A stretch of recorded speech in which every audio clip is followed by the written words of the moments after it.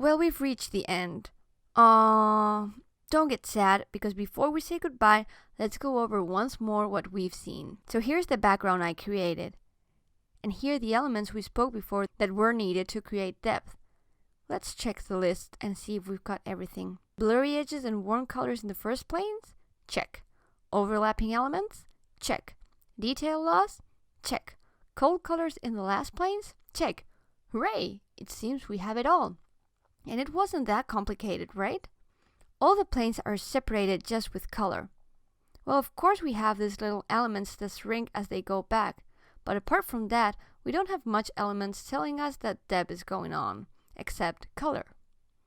And I know that this is a very simple image, but you need to get simple right before you get into complicated.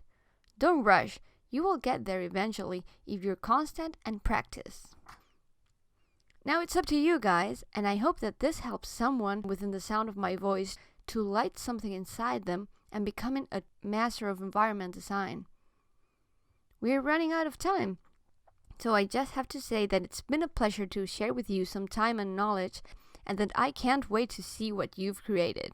So, once more, time to say goodbye. Hope you enjoyed this class and that you join me on future ones. Bye!